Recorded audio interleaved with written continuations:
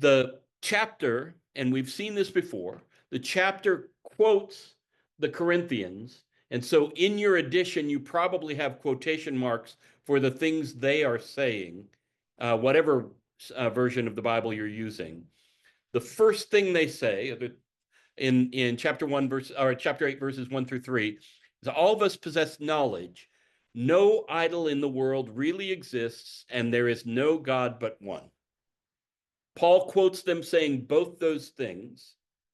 And then a second claim, so both those things that kind of prop the same claim up, which is we are monotheists.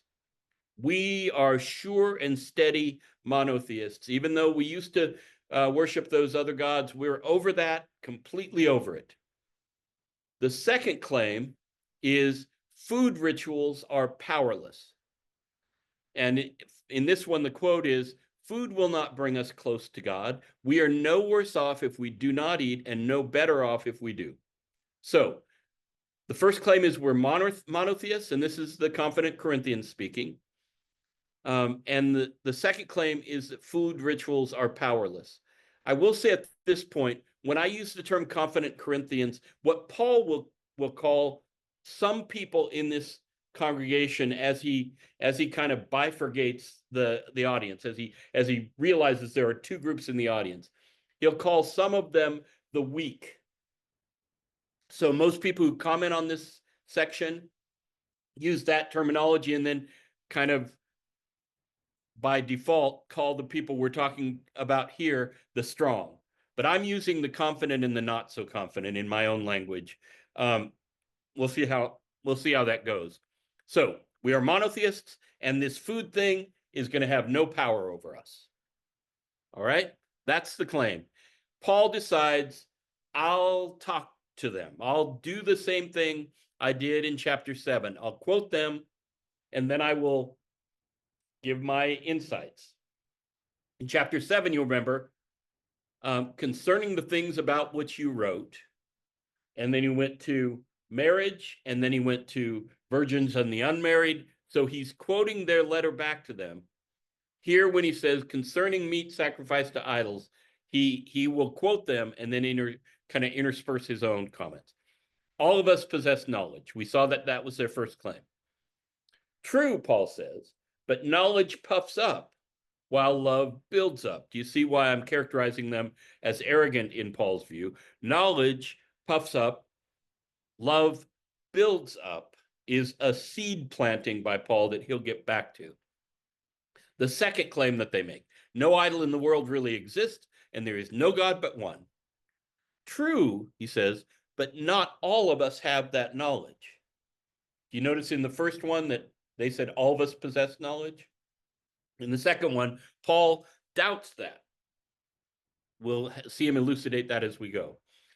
Third, they say food will not bring us close to God. Paul says, true, but this knowledge can become a stumbling block to others. So in each case, Paul grants notice my use of the word true in each of those. Paul grants their claim, but then revises their conclusion or challenges their conclusion. All of us possess knowledge. The next line for them is, so we should be able to eat meat that's been sacrificed to idols. Paul says, true, there's knowledge running around, but that's going to puff people up. Love actually builds people up. In the second case, he grants, true, that no idol in the world really exists and there's no God but one. Of course, he says, but not all of us have that knowledge. And three, they say, food doesn't really matter for things. And he says, well, it does matter because it becomes a stumbling block to some. So in this three-part debate that he has started, he has given them the benefit of the doubt on all three of their claims. But then he has moved on where they go with those claims. And the direction in which he moves with that is going to become clearer as we read what's next. This is Ramsey McMullen. I had the pleasure of he's one of the great ancient historians, especially Roman historians, that the U.S. has ever seen. He was at Yale when I was there. I got to take classes with him. I got to actually be a colleague with him, and he's very good at getting at what's happening on the ground, social history of the ancient Roman world. Here's what he says. Here's what he says about the daily religious life of normal, everyday Greco-Roman pagans. For most people, to have a good time with their friends involved some contact with a god who served as guest of honor, as master of ceremonies, or as host in the porticos or flowering shaded grounds of his, the god's own dwelling, shrine, or temple. For most people, meat was a thing never eaten and wine to surfeit never drunk, save as some religious setting permitted.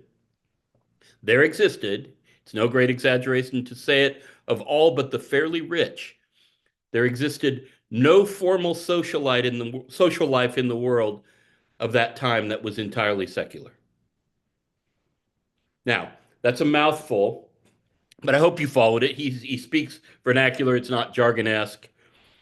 What he seems to be saying is that daily life was frequented and held up, social life was held up by festivals for the gods, mention of the gods, gatherings around the gods. So if I'm a person of middle or lower socioeconomic status, the only time I get meat and the only time I get wine in a celebration mode rather than just the little bit with dinner is when we're feasting or festivaling about the gods.